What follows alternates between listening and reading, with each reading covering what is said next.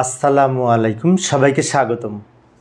ICT বিষয়ের এই যে এইচটিএমএল সম্পর্কিত ওয়েব ডিজাইন সম্পর্কিত ঢাকা কলেজে যে সৃজনশীল প্রশ্নটি এসেছিল ওটার গ নাম্বার পূর্বের ক্লাসে আলোচনা করেছিলাম আমি। প্রশ্নটি বেশ অনেক শিক্ষার্থীর কাছে একটু জটিল মনে হয়েছিল, যার কারণে আমাকে অনুরোধ করেছে সমাধান করার জন্য। আর আজকে এই ঘ নাম্বারের উত্তরটা করব। ঘ নাম্বারে কি বলেছে? উদ্দীপকের টেবিলের ভিডিওতে ক্লিক করলে ইউটিউবে প্রবেশ করবে।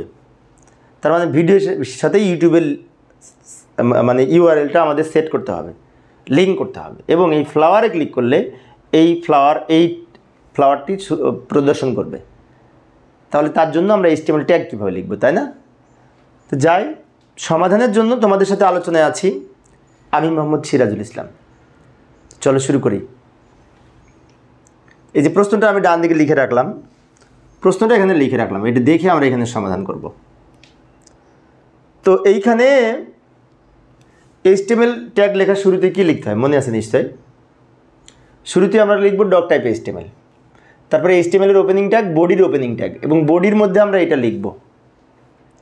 তো একটি বিষয় বলে রাখি, এইগুলি কিন্তু পূর্বের ক্লাসে আমি দেখিয়েছিলাম, ঠিক পূর্বের ক্লাসে। পূর্বের ক্লাসটা যারা দেখেছো তাদের জন্য আরও সহজ হবে, সেজন্য আজকে একটু দ্রুত বলবো, কেননা যেহেতু এইগুলি পূর্বের ক্লাসে সব আলোচনা করেছি।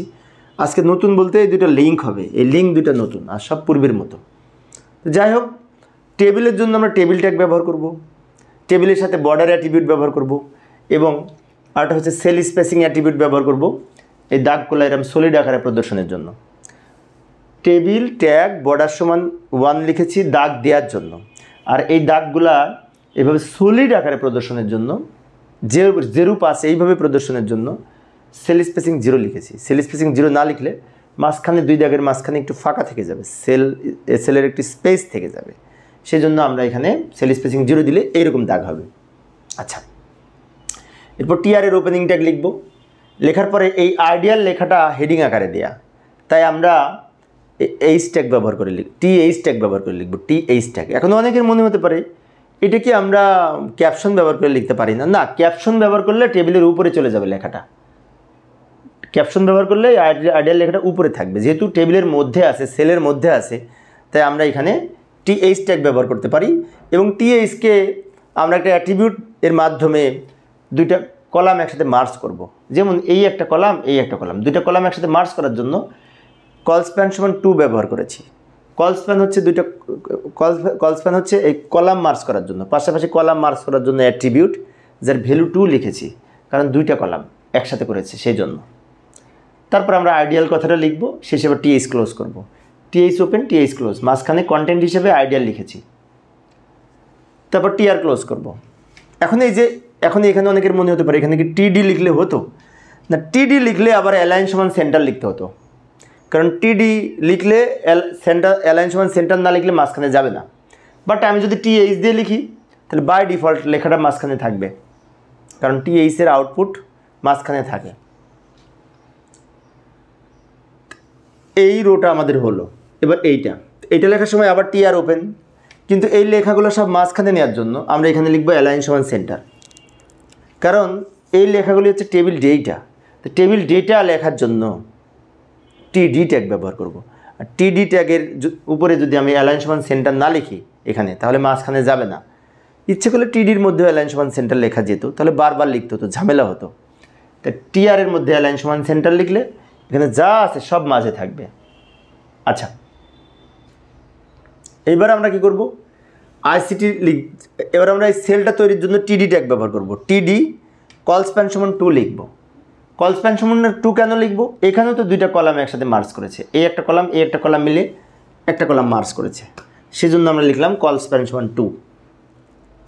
তারপরে আমরা এই আইসিটি লিখব। এখন আইসিটি লেখাটা কিন্তু একটু বাঁকা, ইটালিক আকারে, সেজন্য আইসিটির উভয় প্রান্তে লিখব আই ট্যাগ।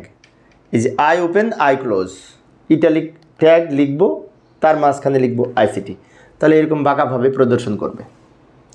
তারপর বিআর লিখব লাইন আলাদা করার জন্য। বিআরের পাশে ফরওয়ার্ড স্ল্যাশ দিলেও হয়, না দিলেও হয়। বিআর লিখলাম লাইন আলাদা করার জন্য, কেননা এই লাইনের পরে এই লাইনে। এবার তানভীর লেখাটা লিখব, কিন্তু তানভীর লেখাটা একটু ঝামেলা আছে। সেটা হচ্ছে তানভীর লেখাটা দুইটা বৈশিষ্ট্য, একটা হচ্ছে সাবস্ক্রিপ্ট আকারে লেখা, মানে এসইউ বি ট্যাগ ব্যবহার করতে হবে, আবার তার মাঝে বোল্ড করার জন্য বি ট্যাগ ব্যবহার করতে হবে। একটা হচ্ছে সাবস্ক্রিপ্ট ট্যাগ ব্যবহার করব, আবার বি ট্যাগ ব্যবহার করব। এইভাবে এই যে আমি দ্রুত লিখে দিলাম সময় সেভ করার জন্য। SU B tag, SU B tag, এই দুটো ব্যবহার করার কারণে এই লেখাটা একটু নিচে সাবস্ক্রিপ্ট আকারে উপস্থাপিত হবে। এবং বোল্ড করার জন্য আবার তার মাঝে বি ট্যাগ ব্যবহার করব তানবীরের দুই পাশে, তাহলে বোল্ডও হবে নিচেও হবে। আচ্ছা, এবার আসি, এইটা হচ্ছে নতুন, এই যে ভিডিও, এখানে কি বলেছে, ভিডিওতে ক্লিক করলে ইউটিউবের সাইট প্রদর্শন করবে। তা ভিডিওটা লিঙ্ক করতে হবে, তা লিঙ্ক করার জন্য কোন ট্যাগ মনে আছে? এ ট্যাগ, অ্যাঙ্কর ট্যাগ। আর এ ট্যাগের অ্যাট্রিবিউট হচ্ছে HREF, তাই না? সেজন্য এই ট্যাগের গঠন তো আমরা জানি যে HREF সমান ঠিকানা। ঠিকানা মানে কি? ওই ইউটিউবের ঠিকানা। এই যে এভাবে লিখতে পারি, আমি তো দ্রুত লিখে দিলাম সময় সেভ করার জন্য। HREF সমান এই যে www.youtube.com। ইউটিউবে এখন অনেকের মনে হতে পারে যে এখানে তো ইউটিউবের ঠিকানাটা নাই, আমি কোথায় পেলাম?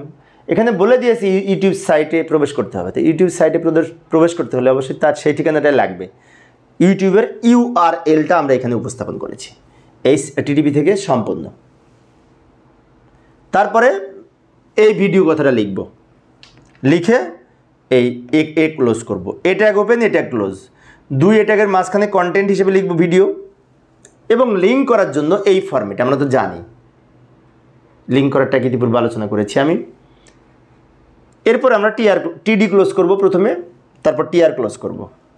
TR ওপেন, TR ক্লোজ, এই টোটাল রোটা তৈরি হবে। TD ওপেন, TD ক্লোজ, মাঝখানে সেলটা তৈরি হবে। TR এর মধ্যে TD হয়। আচ্ছা, এরপরে তিনটা লেখা ছিল, তিনটা লেখা লিখেছি 3 রকমের বৈশিষ্ট্য। প্রথম লেখাটার দুই পাশে লিখেছি I, ইটালিক করার জন্য। এই লেখাটার দুই পাশে SUB লিখেছি সাবস্ক্রাইব আকারে প্রদর্শনের জন্য, এবং অতিরিক্ত আরও B লিখেছি বোল্ড করার জন্য। অবশ্য স্ট্রং ট্যাগের মাধ্যমে বোল্ড করা যায়, আবার বি ট্যাগের মাধ্যমে বোল্ড করা যায়। এইবার ভিডিওটা লিঙ্ক করার জন্য আবার এ ট্যাগ ব্যবহার করে ইউটিউবের URL দিয়ে আমরা লিঙ্ক করেছি। এই পর্যন্ত লেখা হলো। এবার এইটুকু এখানে ধরবে না, এইটুকু আমি পরের পেজে যাচ্ছি, পরের পেজে যাই বাকিটুকুর জন্য। তো এখানে আবার TR ওপেন করব, এখানে অ্যালাইন সমান সেন্টার লিখব, সব কিছু মাঝে লেখার জন্য। আবার সে TD, কিন্তু এই TD-তে কল স্প্যান সমান 2 লিখব না। আগে যেমন TD কল স্প্যান সমান 2 লিখেছি, এখানে লিখব না। কারণটা কি? এখানে নিজে একটা সেল, এর কোনো মার্জ করেনি, সেজন্য। এইবার আলাদা একটা বৈশিষ্ট্য, সেটা হচ্ছে এখানে বলেছে ফ্লাওয়ারে ক্লিক করলে এইখানে এইটা প্রদর্শিত হবে। ফ্লাওয়ারে ক্লিক করলে তার মানে কি? এই ফ্লাওয়ারটাও লিঙ্ক হবে এই অ্যাড্রেস দ্বারা, এই URL দ্বারা। সেজন্য আমরা এখানে কি করব? এইখানে লিখব এই HREF সমান এই যে এটা। এখন অনেকের মনে হতে পারে যে ফুলের জন্য তো IMG ট্যাগ ব্যবহার করি। হ্যাঁ, IMG ট্যাগ ব্যবহার করি ছবি এখানে দেখার জন্য। আর আমরা যদি এখানে যে URLটা আছে এইটা যদি লিখি, তাহলে এই মাঝখানে যে আমি ফ্লাওয়ার লিখেছি, এই ফ্লাওয়ারে ক্লিক করলে এই ফুলটা প্রদর্শন করবে। ওয়েবসাইটে ফুল দেখা যাবে না, দেখা যাবে ফ্লাওয়ার। এইভাবে এটা ক্লিক করলে পরবর্তীতে এই ফুলটা দেখা যাবে। সেজন্য আমাদের এটাকেও লিঙ্ক করার জন্য আবার সেই এ ট্যাগের গঠন কি? HREF সমান এই URL যেটি দেওয়া আছে। তারপরে আবার এই এ ওপেন, এ ক্লোজ, 2 এর মাঝখানে এখানে যেটা লেখা আছে সেটি কন্টেন্ট আকারে লিখব। তারপর TD ক্লোজ করব, TD ওপেন, TD ক্লোজ, এই সেলটা তৈরি হবে। আর এর জন্য আমরা যে ফরম্যাট সেটা লিখব। লিঙ্ক করার জন্য এই ট্যাগ, তাই না? এই ট্যাগের ফরম্যাটটা আবারও বলি, HREF সমান URL অ্যাড্রেস। এটা খেয়াল রাখতে হবে কিন্তু। আচ্ছা, এইটুকু হলো, এইটুকু বাকি আছে। তার জন্য আবার TD ওপেন করব। এখন এটার বৈশিষ্ট্য হচ্ছে X পাওয়ার X। X তো নর্মাল লিখব, আর এই X এর দুই পাশে লিখব SUP ট্যাগ, সুপারস্ক্রিপ্ট ট্যাগ। এই যে একটু দ্রুত লিখে দিলাম সময় সেভ করার জন্য। X মানে এই X, আর X এর উপরে এই X পাওয়ার হিসাবে দেখানোর জন্য এই X এর দুই পাশে লিখলাম SUP ট্যাগ। ফলে কী হবে? এই X এর দুই পাশে যেহেতু SUP লিখেছি, তাই এটি পাওয়ার হিসাবে দেখাবে। আবার এখানেও এই X লিখলাম, এই এক্স, আর ওয়াই এর দুই পাশে লিখবো এসইউভি ট্যাগ। এসইউভি ট্যাগ হচ্ছে সাবস্ক্রিপ্ট ট্যাগ। এসইউভি ট্যাগ যদি ব্যবহার করি তাহলে কি হবে, লেখাটা এরকম সাব আকারে দেখাবে। তারপর টিডি ক্লোজ করব, এই সেলটা তৈরি হলো। সবার শেষে কী করব, এই যে টিআর ওপেন ছিল টিআর ক্লোজ, টেবিল ওপেন ছিল টেবিল ক্লোজ, বডি ওপেন ছিল বডি ক্লোজ, এইচটিএমএল ওপেন ছিল HTML close, table close, body close, HTML close. এইভাবে আমরা এই ধরনের আউটপুট পাওয়ার জন্য ওয়েব পেজ তৈরি করতে পারি। তো আশা করি এখন তোমরা পারবে। তো প্রিয় শিক্ষার্থী বন্ধুরা, এই ছিল আজকের আমার আলোচ্য বিষয়। আমি অল্প অল্প করে আলোচনা করি, তারপরে ক্লাসটা একটু বড় হয়ে গেছে। আচ্ছা, পরের ক্লাসে আমি কী করবো একটু দেখে যাই। পরের ক্লাসে সেন্ট জোসেফে যে প্রশ্নটি এসেছিল, সৃজনশীল প্রশ্ন, একটি টেবিল, এই টেবিলের জন্য এইচটিএমএল ট্যাগ লেখার চেষ্টা করব। পরের ক্লাসটি দেখার আমন্ত্রণ রইল। পরিশেষে সবাই ভালো থাকবে এবং সুস্থ থাকবে এই কামনায় খোদা হাফেজ।